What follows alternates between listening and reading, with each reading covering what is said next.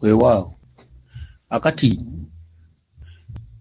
ono omukyala agambye nti okuloota ng'onaaba amata mu bukyala kitegeeza ki? Okuloota ng'onaaba amata mu bukyala ebiseera ebisinga obungi twandigambye nti muggwe ng'omuntu ng'omukazi mu bw'obuntu oteekwa okuba nga oli musibe nga ggwe omuntu ng'omukazi oba mu mbeera z'abakyala oba ez'obufumbo, era nga bakugamba kulongoosa bwannaalongo bwo kubanga bwe tunuulira obukyala tulaba nga ye ggwe omuntu ye mukazi amata ge gata byonna. Oteekwa okuba nga oliko embeera enzibu era nga weetaaga kwenoonyerezaako oba okwezuula, olina ensonga z'olina okutuukiriza naddala mu kitundutundu eky'omusambu omukulu ogukutuddemu omukyala nga gwakusiba, oba muzimu gwe gukutuddeko, muzimu mukyala oba jjajjaawo, oba okuba ng'otuddeko obwamaama Nnaalongo nga yakusiba.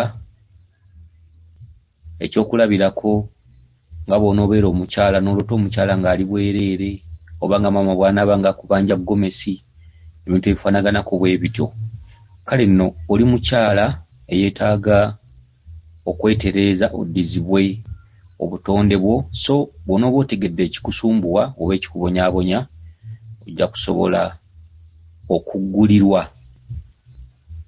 naddala omusambu gukutuddeko ogukubanja gwakusiba wansi, era oteekwa okuba nga tosobola kufuna musajja wankalakkalira. Ne bw'oba omulina twandikiyisenga obubuddamu oba ekyewuubo oba just okufuna essanyu nga lijja kutuuka liggweewo, oba bwe buba bufumbo obadde obulina oba ng'oli mufumbo, nga kijja kubaako ekiseera bubeereko ekkomo mujja kutuuka mwawukane ne boyfriend wo gw'olina,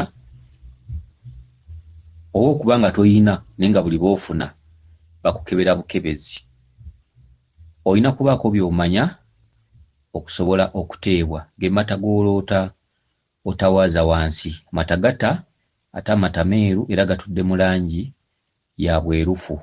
Oteekwa okuba ng'olina ekizibu mu ggwe ng'omuntu era nga obutonde bwo tebutuukiridde, kye kikuwadde ekirooto kye ekyokuloota nga onaaba amata wansi mu bukyala. Olina by'olina okusooka okumanya, bakute amata ge gata. Maama Nnaalongo akuteere ebibyo, akuteere amasanyu go, akuteere obukyala bwo.